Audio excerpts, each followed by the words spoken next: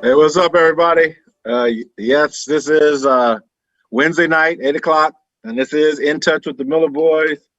Um, KP, our technician, brought us in with some with some blues music tonight. I don't know who that was. He can tell us later, but it sounded pretty good. I like that. As always, on Wednesdays, 8 o'clock, you got myself, Darren Miller, and my brother, uh, G. Douglas. The one and the only, the great Gerald Douglas the Great. Yay! Having a conversation and dialogue, a discussion about all things impacting us, y'all, and thems. Unfortunately, tonight you won't be able to see my beautiful face because my camera is not cooperating, but you will be able to hear my voice, and you get to see the lovely face of our dear, dearly departed mother. So she'll represent me well. Anyway, so what's up, G? Man, I'm just being beautiful, trying to be the best I could be, trying to live my life one day at a time. There's a lot of ignorance in the world, bro. It's a lot of ignorance in the world. It is. It is. So which ignorance you want to start on? Oh, just the fact that I don't know if you've been out and about, people. I had a slight brief conversation which upset me today. I went to go get gas, pay with money, real cash dollars money, and the little clerk like throws the money in my hand, and I'm like, whoa, hold on, what is the problem? And he goes, well, I'm just trying to avoid touching your hand. It is. I said, it don't come off, bruh. You all right. And the black guy behind me started laughing, and I was like, nah, it's just it's I said, young man, do you really realize how dirty money is?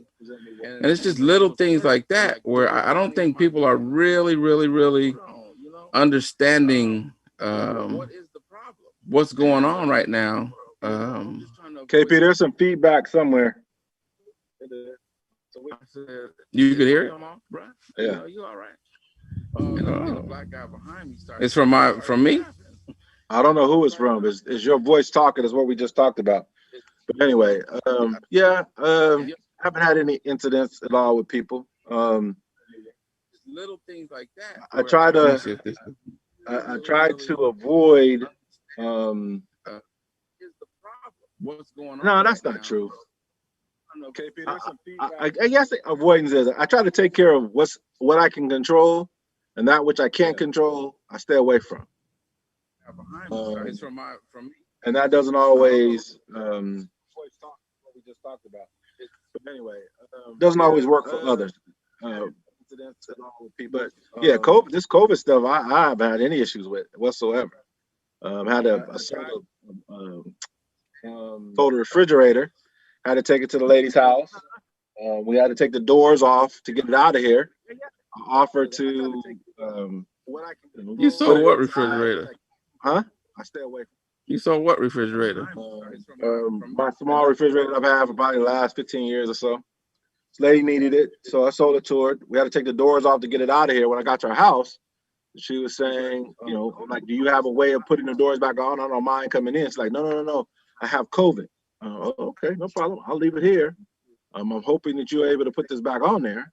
So my interactions with the COVID virus has been positive, more so than negative. I stay away. You saw what refrigerator? Yeah, it's just I'm just waiting for the big jump off. That's all. Lady needed it, so I sold it. It's coming, bro. What do you mean by the big jump off?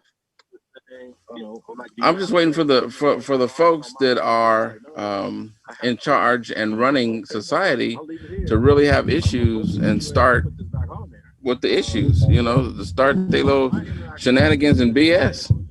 It's gonna happen. More so than negative. I stay away. Okay. Well, I just think that there's a lot of things that are being things and people are being identified. And it's gonna be interesting to find out, like this QAnon lady who got elected, who they gone through a social media post, and she's talking about putting a bullet in Nancy Pelosi's head and doing some other things. And one of the Congress people today put out I don't know if it's today or tomorrow, will be putting forth the resolution to expel her from Congress, from the House of Representatives. So it'll be interested to see what goes on with that, what processes go through that. But you can't be sitting in that type of position, calling for to put a bullet in the head of your leader. That's crazy, and not think that you gonna have any repercussions from that. It'll be interesting to see what's happening with that over the next week or so. You really think they're gonna do something to her? Well, I know the resolution is coming up, and I don't know all the rules and everything, but I do believe that she will be held accountable in the House of Representatives. Now, I don't know if it has to go to the Senate for confirmation for her to be expelled. But yeah, I do believe that lady will be expelled. I do. Expelled from the House of Representatives. From the House of Representatives, yes. That she will be put out of the House of Representatives. Yes. Really think they're gonna do something to her? Yes. Well, I know the resolution. I do believe that they're gonna make that she's gonna be held accountable. I do believe she will be held accountable in the House of I can't. Her name is like Bobbitt or something like that. She just got elected in November. Oh, the one from Georgia, right? I do believe that lady will be expelled. I don't know where she's from. I just know they call her the QAnon Queen. Yeah, I think that's the one from Georgia. Her last name is Green. She will be put out of the House of Representatives. If it's the one from Georgia, her last name is Green. Something Green. Well, I know the resolution. Okay, maybe I got the wrong. I don't see them doing anything to any of these folks, man. I really don't. Because that's the cycle of survival. They're talking about not doing anything to Donald Trump now, letting bygones be bygones, and what kind of deals can they cut? I just don't see it. It's Marjorie Taylor Greene. That's the one who said it, not the Bible lady. It's Marjorie Taylor Greene. Yeah, she's got social past posts calling for Nancy Pelosi to be killed. So yeah, they've got a resolution out that's calling for her expulsion. I do believe, I believe they're gonna hold her accountable for it. Just like, well, I hope they do. I just don't see it. Just like what? Go ahead. I'll be right back. I think there's gonna be a couple of people who's gonna be held accountable for their actions. I don't know to what level, whether it be a slap on the wrist like censure or whether it be all-out expulsion. Those three guys that Owley or whatever the hell his name is, and the other two dudes that were giving tours to people the day before. When they made the connection on them, I think they're going to be held accountable as well. But it's interesting. I'm a political buff, political wonk, and so I love watching these type of things play out. And I just hope that my prediction of accountability will hold. But you're right. You got to have 17. But going to Trump's impeachment, you got to have 17 Republicans vote to remove him. That's not gonna happen. That's not gonna happen. So I wish it would. Yeah, I think one of the things. Not to impeach him, to remove him from a position that he doesn't have. But But if he's convicted, I understand. If he's convicted of sedition, then along with that removes him from being able to run for office in the future. And so I think that's a secondary component as to, it's not a matter of removing him from his office that he doesn't have anymore. It's a matter of not allowing him to run for federal office in the future. Is it just federal office? From a position that he doesn't have. I believe it's just federal office. I think what he's gonna end up doing is running for governor of the state of Florida, and turning Florida into a wild west place, just a crazy place to be. Dude, I can see that happening. He gonna have so much heat. He got financial heat. He gonna be getting. He got political heat. He got criminal heat. He got civil judgment heat. Because I believe that also that those people who did that $1 billion lawsuit against Giuliani, the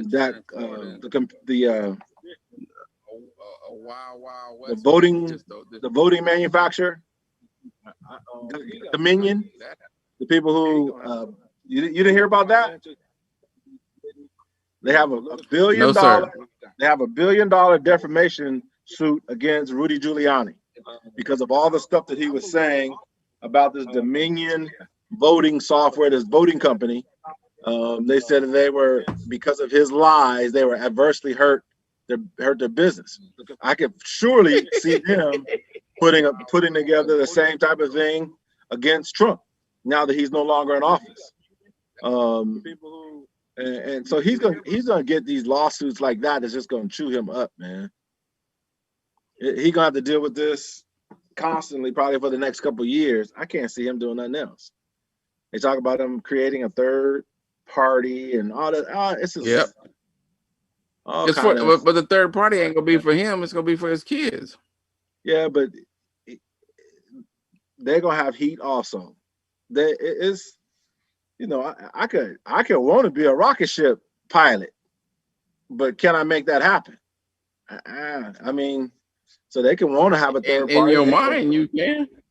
Yeah, but you know, there are some limitations and some realistic challenges that go along with that. And so just because a person wants something, that doesn't mean they're necessarily going to be able to obtain it. You know, that's my favorite. That's my favorite line. But I believe that Trump is a special individual, and he can pull a rabbit out of a hat, and at 30 paces. So I think that these folks, man, 65 million people voted for him. After everything that he did. But 75 million people voted against him.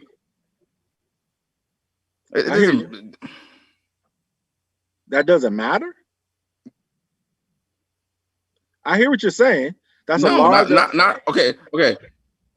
Not to me that it doesn't matter when you take into consideration that he has that amount of people following him.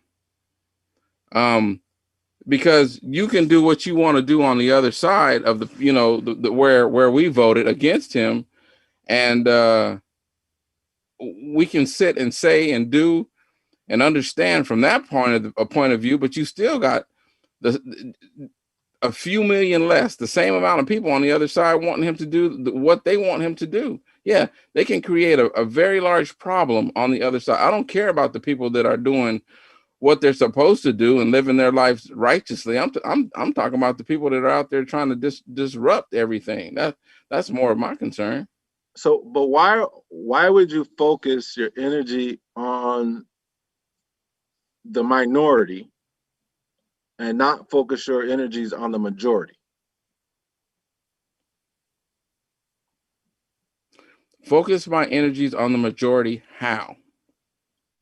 By talking about the things that are happening, the 75 million people or whatever it was, the 7 more million people that voted for Biden than for Trump, the winning Georgia, you know, the races such as the things because I'm happy for that, because they are doing what they're supposed to be doing. So I don't need to put energy and effort into them doing what they or we are supposed to be doing. I'm worried about the folks that are behind me, almost one for one, that voted and lost on the other side, that are willing to storm a Capitol, willing to hang Black people, willing to disenfranchise voters, willing to say that Barack Obama should be a one-term president, willing to do all of those types of negative things. I'm not gonna stay focused in front of me. I'll let somebody else do that. I want to know what dog is chasing behind me so I could stop that dog when it approaches. That's how I look at it. Okay. again, we're on opposite ends of the spectrum. And I think that that's one of the concerns. My biggest concerns is that we don't know how to play when we're ahead. We do a great job when we're behind, when we're the underdog, when we are the resistance, overcoming things. We do a great job of that. But when we get there, when we get on top, when we become the majority, when things are in our favor, we don't do a great job of maneuvering in that capacity. I'll take you back to 2010. We had all that inertia and momentum in 2008 with the election of Barack Obama as our first African-American, first Black president, and all those type of things. And just 2 years later, he lost 63 House of Representative seats. I don't know how many he lost in the Senate and how many he lost national or across the country in governorships and stuff, but we lost all of that momentum in 2 years because we did not know how to play from ahead. And so I'm hoping that Joe Biden understands and remembers the sting of that, what happened in 2010, and that he plays from ahead. We're no longer the underdog. We're no longer the minority. We're the majority. And it takes you play differently when you are in front, when you're the majority. All of these executive orders that he's signing and stuff, I think that's a great start. He's undoing things. He's undoing a lot of negativity that Trump did in presidency, and he's doing it unapologetically. And people are gravitating and go along with that. But there are some huge hurdles. This next huge hurdle is this impeachment. And not that Joe Biden that he plays a role in that, but I think that when it all said and done, those people in particular, those Republicans in the Senate who do not vote to remove him, or not to remove him, but to convict him of his insurrection, they need to be held accountable. They need to be publicly. They need to be out there. This person voted, and they support a person who tried to overthrow the government. And then we, the people, 2 years from now, will have some voting. As far as elected people, we'll have to use our ballot and our vote to let our voices be heard. So that's what I mean about the majority versus being concerned about the majority versus being concerned about the minority. And so I just think there's a different way of viewing things, a different position to take, and you act and play ball in a different manner when you're playing from ahead.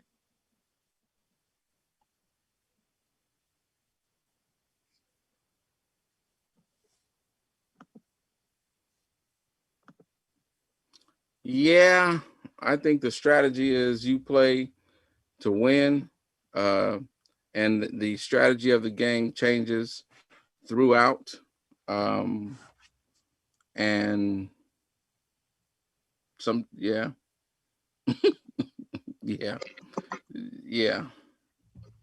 You can only do what you're going to do based on what your opponents put in front of you. You do play from your own strategy games, because that's what we're discussing, but you do have to play. You do have to take into consideration who's chasing you, what's coming up behind you, what's doing this, what's doing that. And I understand that it is a good time for the Democrats to move in a positive direction on positive things for the country. Let me put it that way, and to erase the things that Donald Trump has left the country, the turmoil that he has left the country in. But yeah, that's.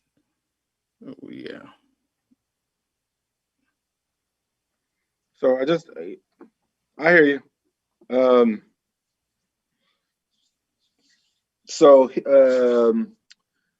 Our governor, Governor Newsom, has lifted the stay-at-home order, and I don't know all the specifics of it, but I just know that here in the Valley, it is It's allowing for people to have the restaurants to reopen, nail shops and those type of things to reopen.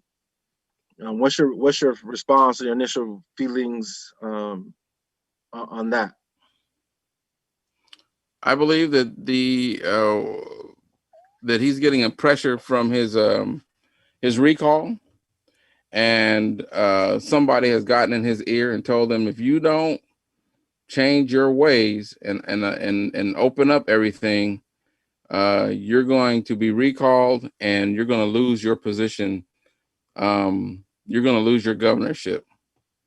And with that, he's not caring about the people in the middle, because the people that are reacting are the people in the Sacramento area up there in El Dorado County and these red counties, who are giving him this pressure, and up in Sacramento where he can drive and see. I believe that before it's all over with, everybody's going to get it. Everybody's going to get COVID. So I hope the people that have not had it are strong enough to survive the cycle through, but everybody's going to get COVID. That's what I believe. And I believe that people are starting to be based on where do you base that on? What do you base that off of? What do I base what on? That everybody's going to get COVID? Yeah. How are you going to stop it? The vaccination. How are you going to stop from getting? Okay, so you're going to even though you've been vaccinated, you can still get COVID, but the severity of the symptoms of the sickness will not be as severe, but you're going to still get COVID, even though you've been vaccinated. That's why they tell people that have been vaccinated to still stay at home and to put masks on. That's not what everybody's going to get COVID. That's not what the medical officials are saying. So what are they saying? That you're going to get a vaccination and you're going to be okay and you're not going to get COVID? Against certain strands of COVID, yes. But as COVID, there's some other variations that there's the Wuhan strand, there's American strand, there's a South African strand, there's an Indian strand, there's a Brazilian strand, and a British strand. And the vaccinations that they're giving people, they are trying to run tests against them to see if they're compatible with keeping you COVID free. But the medical people are saying that the vaccinations that they give you, based off of the information they have, that they're targeted for that COVID virus, you're not going to get COVID. Okay.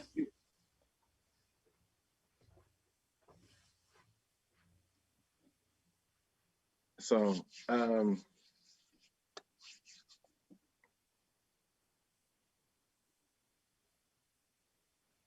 I just, Daddy, I took Daddy last Saturday to get his vaccination.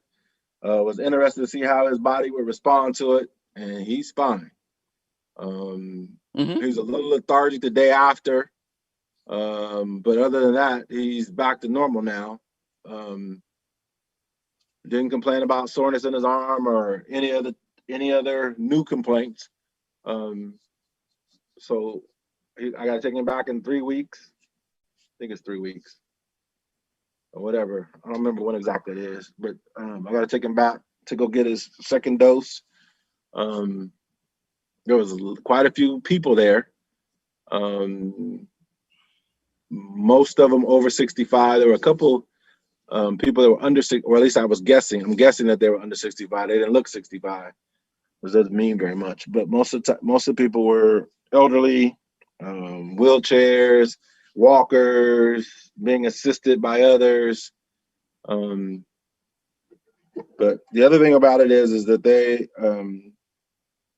Fresno County has stopped giving the vaccination because they're worried about not having enough supply for people's second round. And so that's a little bit of a snag. And I was listening actually to the radio this morning with this new task force that Biden's put together, where they were saying, the president was saying he wanted to have 1 million vaccinations given a day, and they're ramping it up to 1.5 million vaccinations a day.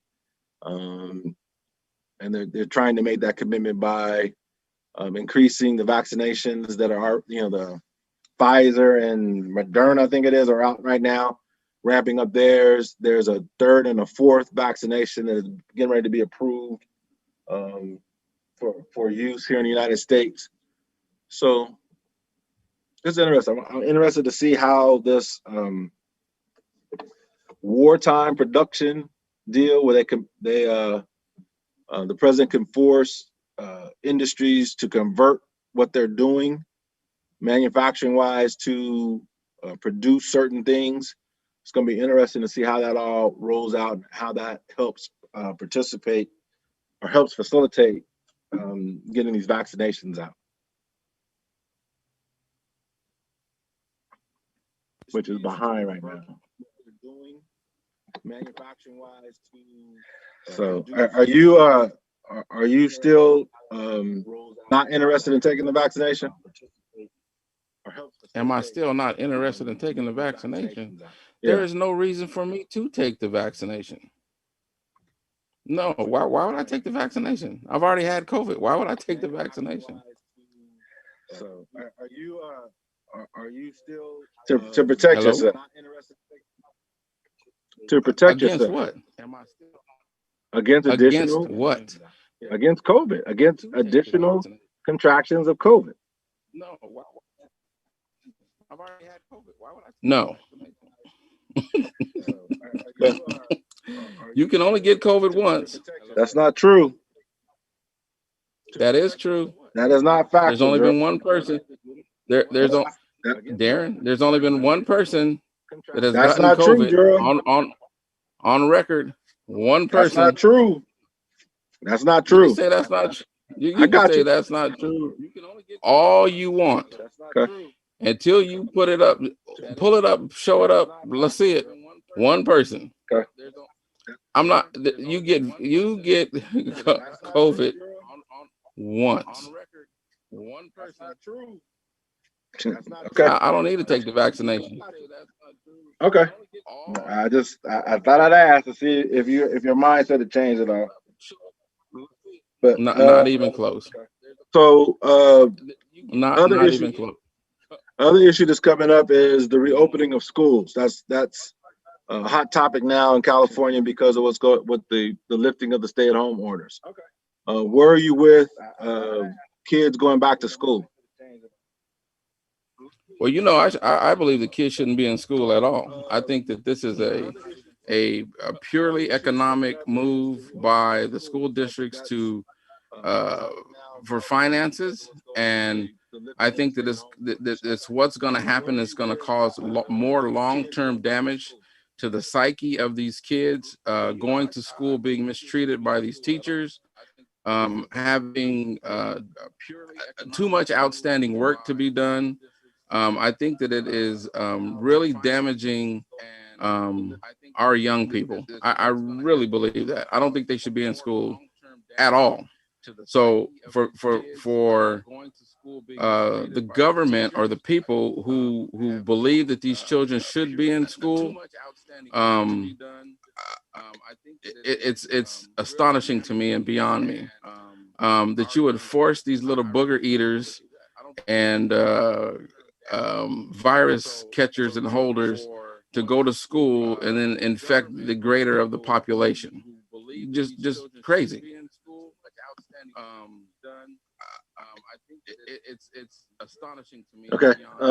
You do know that the research shows that, and it's inconclusive. I mean, I should say inconclusive, but it's not a big, not a lot of participants in it. But they're saying that schools that have been open are not showing high numbers of contamination across students or with teachers and those type of things.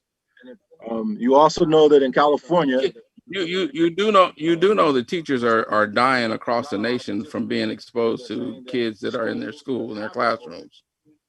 Yes, I do know that there are some examples of that. Yes. Okay. Okay, but that they're saying that the rate of contamination of infections based on schools is less than grocery stores, which is the worst. worse than or less than churches, less than other social gatherings. They don't know why it's that way. They don't know if it's because just not enough kids are going to school and have been at school or what, but they're saying that the rate of infection at school campuses or children are going to school is less than other social endeavors. So, and that's coming from the task force. They just talked about that today. You also know that the governor and the superintendent of schools in California basically froze or got rid of the ADA requirements as far as schools being paid and by the number of students that come to school. They froze their the money that they're going to get. They froze it. They froze it based on the previous year, so that whether they have all of their kids come back or whether they have none of their kids come back, school districts are still going to be funded and paid at the same ADA rate that they had last year for 1920. So do you know why that is happening? Well, they got the state got some money from the federal government where they can put and bolster up the educational budget. It's not something that they're looking on doing long term, but at least as a stopgap measure for last year, and they're looking into doing it again for this year, that they're going to freeze their ADA rates, so the school districts don't have to worry about being paid off of the number of students who come back to their campuses. Right, because kids are not going back to school, because parents are taking their kids out of school and putting them in private schools, and they're also taking their kids out and homeschooling them, and some have just dropped off the face of the planet. So they're losing money. So how do you then, when you say they're losing money, stop the gap? What do you mean by losing money? Okay, so if you have 10 kids to go to your school, and all 10 kids show up at your school, you get paid for all 10 kids being in your school. That's what I just said. That's not. But let me finish. Let me finish. What do you mean by losing? So if only 5 of your students show up at your school, then you only get paid for 5 students. And all 10 kids show up. Right? Would you agree with that? That's false. For the 2021 school year, whether you have no, time out. Because according to what you're saying, they just changed that. Correct. So how was it running before they changed that? Exactly how you just said. Okay, so they were losing money. No. So they changed it. No. The school districts haven't lost any money. They've got their full funding based off of what their ADA was for the 1920 school year. And when did that kick in? Last year. That was based off of all the decisions that was made last school year when the pandemic started. They haven't determined that for this budgeting cycle or this budgeting year, 2021, but that it looks as though that's the direction that they're going to be going in again, that they're going to freeze it and they're going to get the same amount of money in 2021 that they got in 1920. The school districts are not losing money for kids not coming back to school. No, they're not losing money for kids not coming back to school. They've already lost money for kids not coming back to school, and that's the way it was going. So they had to change the rules. This is why I say when they changed the goalposts so that they can do what they need to do. I get it. But you asked me, and I'm expressing to you, these kids are not coming back to school because they have a fear of catching the virus and taking it home to their parents. Your Uncle Sam says all kids should get a virus shot before they are let into schools. I disagree. What if I don't want my child to have a virus shot? And the manufacturers are not, the youngest that they'll vaccinate is 16. The virus and taking it home to their parents. Your Uncle Sam says all kids. So the teachers are being vaccinated, but the kids are not being vaccinated. What if I don't want my child Right. I think that we should go on a shutdown for 90 days. And I know that there's going to be a lot of hurt incomes and beauty supply places and restaurants and all of this kind of stuff. I know that they've kind of tried that and said that some places are essential and some are not essential and all that. But now you have a new administration and you have a new governing body, and I think that would be the way to go to try to eradicate or to stop the spread. But as long as you're sending these little booger eaters, virus catchers back to school, then they're gonna send it through their school and then they're gonna take it home to their parents. That's just common knowledge. That's just the way stuff is. If you're exposed to it, you're gonna get it. If you've never had it, and you get exposed to it, you're going to get it. Then they're gonna send it through their school, and then they're gonna take it home to their parents. I just know that the way that our society is set up, kids need to be educated in a school environment. Whether it's the environment we have now, or whether we need to create a new environment, children need to be educated in a social atmosphere. I just know we've been struggling with this for a year now, basically. Yeah, a year. Yes, a year. Almost a year. A year. We've been struggling with this for a year because the virus was in the United States in November of 18. They just hadn't, or in November of 19, they just had not identified it yet. Yeah, I was referring to the school system. The schools got shut down in March, correct? So the schools, that I don't know when they were shut down. Probably so. The schools have been struggling with this for almost a year. They've got their school district. I think Fresno Unified was one of them that are talking about allowing seniors to have a fifth year. There's all kind of provisions out there, concerns out there about the interruption to learning that our children have experienced, and I agree that we've got to come up with some type of way to be able to fill in those gaps that the pandemic has created, and that we, because of our lack of preparedness, have made it worse. Because if not, this bubble that we have right now is going to show itself somewhere in our future, 8, 9, 10 years down the line. These kids who have missed school, had their school year interrupted, is going to play a part in society going forward. Preparedness have made it worse. Because if not, this bubble that we have how is going to show itself. I don't know. It's just like the crack babies, you know. When in the 80s, the kids whose parents were smoking crack and they got exposed to crack in the womb. There was about a 10-year period of time in there where we, as school officials, struggled with the explosiveness, the inattentiveness of children, and unfortunately, a lot of them got labeled as special education at the time when it wasn't a special education problem. It was more of a socialization problem.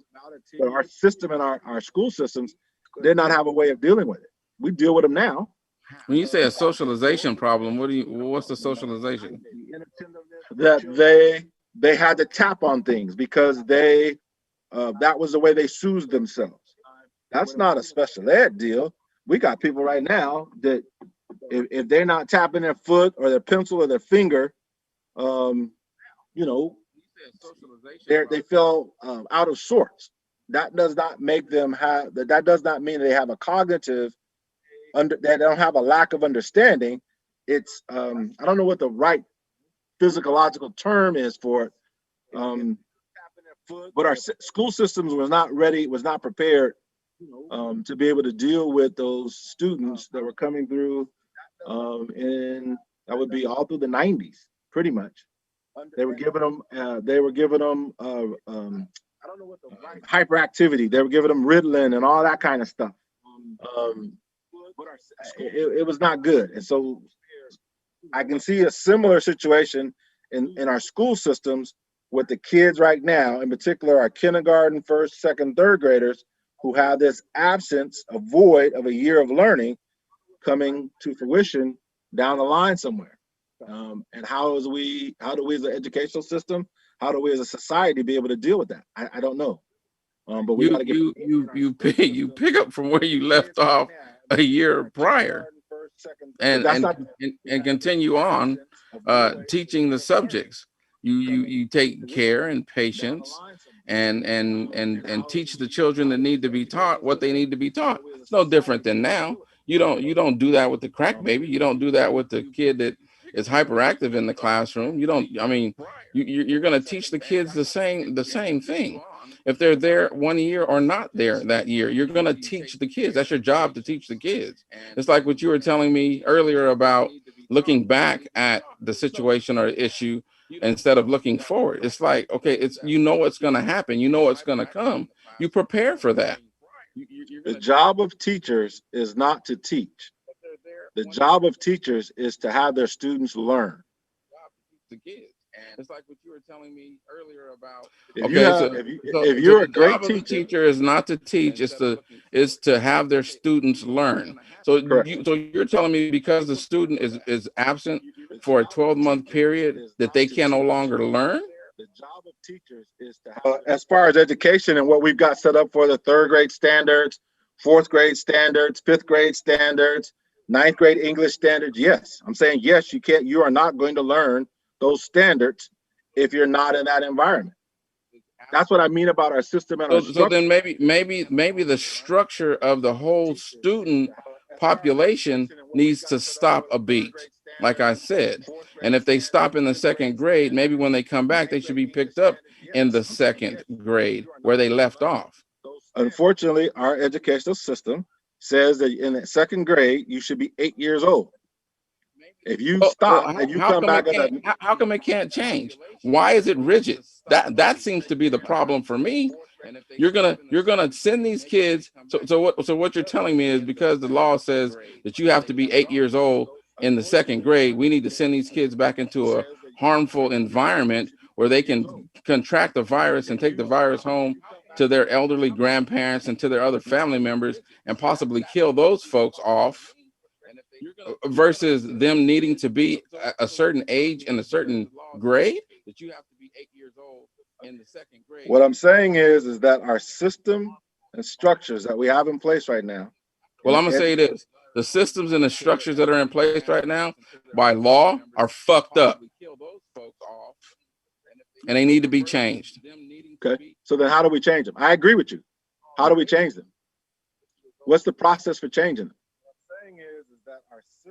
Well, the process for changing them is that if half of the population don't send their kids back to school and realize and recognize that they're going to be just as far behind, sending their kids into an environment where they're not learning anyway for a multitude of reasons, and then trying to force them to be at a certain place in a certain time, they're going to be behind. So it's up to the legislators, the people who put these laws in effect, to change those laws.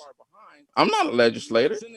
How come this year can't be put in how come this year can't be put in a pattern of pass or fail, instead of grades that have to be structured and shown?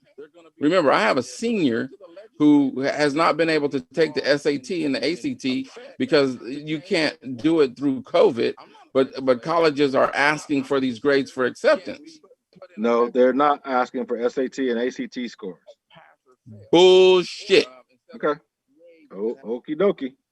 I do know that the CSU system and the University of California system, is not requiring students to have SAT and ACT test scores submitted.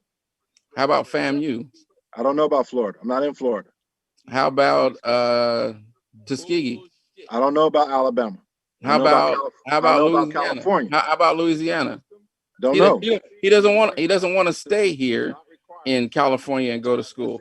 He would rather go to a HBCU, and these are some of the things that he's running into issues with.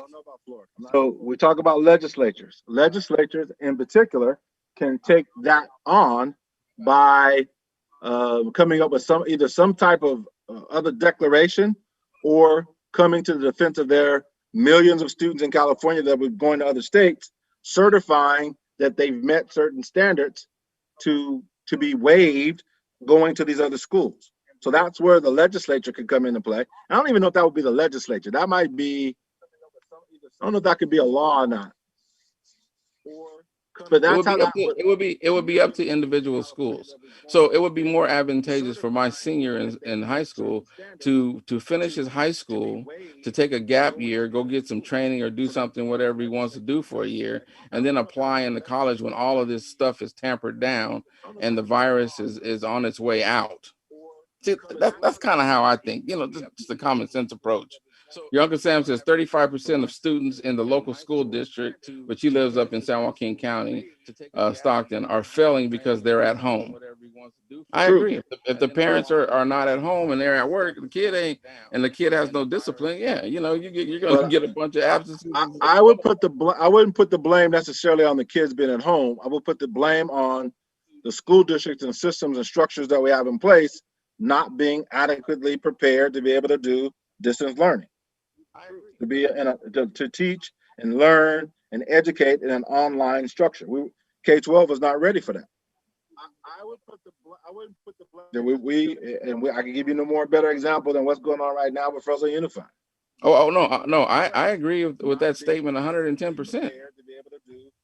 So to teach, but it's gonna be interesting. This year of the absence of education is gonna pop its head out somewhere. It'll be no more greater than the two-tier system that Fresno Unified has already have these kids in. The pass or fail. The pass people go to regular school. The fails go to charter schools. There's a system and a game for everything. I don't think it's going to raise its ugly head any more than it has already. Those things show in our society already. I work with a bunch of youngsters and they're idiots because their parents have not taught them how to structure. Yeah, there's a few crack babies, I'm sure, in there along the way also. But you know, going to school, we had our friends that were there, going through the motions, sliding through the motions, dealing with the things that they were dealing with on a social level and social structure also. Some things change, some things stay the same. If it don't come out in the wash, it's gonna come out in the rinse. There's going to have to be a place for these people. You know, going to school, we had our friends that were there, going Agree. things that they were dealing with on a social level and social structure also. Some things don't change. I lost my train of thought. I was going to ask you another question, but now I don't know where it went. Have to be a place for these people. But you know, going to school, we had our. So anyway, Black History Month is coming up, folks. It kicks off on Monday, right? I don't know. Sunday or Monday is the 1st of February. I know it's coming up. So please go out and search out your local entities that are honoring and recognizing African People's History Month, Black History Month. There's all kind of online different events that you can go to. That's the one good thing about COVID. With Dr. King's weekend, I was able to take in celebration from Boston. I forget where the other one was, but it wasn't here in California also. And so I'm encouraging people to do some research. A lot of colleges, universities, as well as different museums across the country will be doing certain things or different things to honor Black History Month. And I'm encouraging all of you to do some search and find some events. And don't just watch it by yourself. Invite people, your kids, whoever else is in your immediate circle, to sit down and partake in this with you, so that you have some discussions around Black History Month and its importance. Yeah, it is Monday the 1st. And I took a more critical view and eye of your movie. And your one night in Miami. Mm-hmm. And yeah, discussions around Black History Month and its importance. it was an interesting movie, and I believe that it shows that the unity. You know, if they would have stayed together, um, and not took things so personal, but they're dealing with a lot of ego in there, that they would have been able to deal with the aspects of life a lot better. But even though they were rich and at the top of their game, and were outstanding in each and every avenue that they had, it showed that they were real human beings with real human being flaws. And I believe that they needed the support of each and every person as a brother, as a person that they could bounce ideas and things off of, in their space as men, to come up with the different concepts and hash them out without being afraid or embarrassed. I think that their lives, each individual life, would have turned out a little bit different and a little bit more positive and a little stronger in their issues and convictions. Unfortunately, they weren't given that opportunity, because not long after that, Malcolm X was killed. Not long after that was when Muhammad Ali was going through his character assassination with the draft and all that. I mean, taking on the United States of America. Soon after that is when Sam Cooke got killed. And then, Jim Brown is Jim Brown. I'm not sure how he was able to navigate through all of those type, the heavy waters that he was treading. But yeah, as a unit, they really didn't have much more time after that evening to be able to do exactly what you're talking about. Well, that's what I'm saying. I think they should have made it a point to be closer to each other. Malcolm X was killed by other African Americans. He was killed by other Muslims because of the threat of exposing Elijah Muhammad for his sins and transgressions. And they could have the four of them together could have done what they needed to do to maybe protect him a little bit better and pulled him out of that situation in which he was in. Sam Cooke was killed by a prostitute. In the movie you can see that his ways had a lot to do with his womanizing and his flamboyance and his they were all they could have, and I understand what you're saying, they didn't have the opportunity, but I think if they would have been closer together and more mindful, they could have all had that opportunity to do and to fight from a vantage point, a point of strength, rather than because the great equalizer in splitting up coalitions is to pit people against each other and tear them apart from within. And so that's what I'm saying. More of a cohesive unit, I believe, would have fared much better than how they turned out. There's another movie that's coming out right now about Fred Hampton. It's called Judith and something. I haven't been able. I saw it. Advertisement. What's that? You kind of broke up when you said the name. Fred Hampton. It's the Fred Hampton story. The young brother who was I believe he was in Philadelphia, Baltimore, Philadelphia, got killed by the police. Chicago, wasn't it? No, he was on the East Coast, if I'm not mistaken. Chairman Fred. Yeah, wasn't he in Philadelphia? I think it was in Chicago. Okay, wait. Okay. They got a movie out right now about his life. I haven't been able to actually find it. I saw the advertising for it, but I haven't seen it. It's the guy, the young brother from Get Out.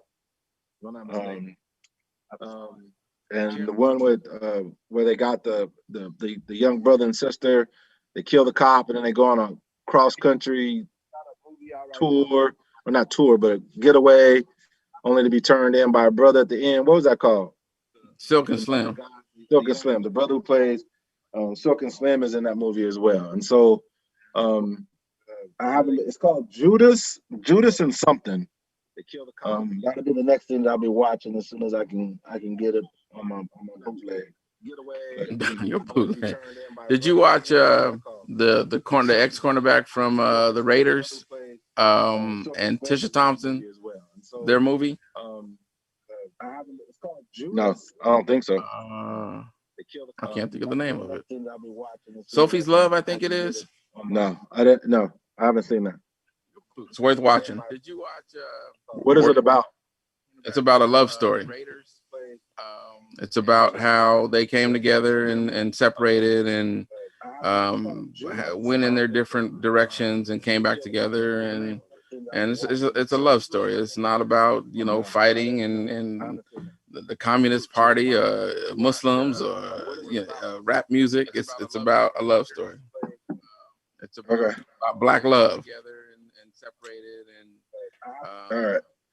In their different yes, sir. So it's 9 o'clock. We're up against it. Again, everybody go out, find something during Black People's History Month to take in for your watching, viewing pleasure. As you come across different events, such as movies and those type of things, if you can share those with us, we'll be appreciated. We'll make sure that we share with others. And hit your share. I don't mean to cut you off, but we're up against the time. Hit your share button now and tell people that we've relocated to Mad Talk TV, and so we can get our numbers back up. You know, spread the word. You know, I have maneuvered into a position to where I can see what you guys are writing on the screen now. I'm learning every week, so I can close schools. It's another way of discrimination and separate in learning process, since minorities are more informed in the process of education ourselves, that it is self they are trying to eliminate, keep people in the dark. Billy Madison or Billy Madden. So yeah, okay, so you know, we can now communicate not verbally but in written with what folks that watch. So you know, hit the share button, watch the other content that's on Mad Talk TV. Thank you, KP, for putting us up. It's you know, it's in and around the world. We just got to let people know our new location, our new home, and that we're glad to be here. You know, hey, keep being beautiful, baby. Love yourself from the top to the bottom, from the rusty toenails to the shiny forehead. All right, everybody. We'll see. Hopefully, I'll be able to see you. You'll be able to see me next week. See if I can get my computer fixed. But until next week, you've been listening to In Touch with the Miller Boys. We'll be back next Wednesday night at 8 o'clock. See you then. 8 o'clock Wednesday, live and direct, looking beautiful.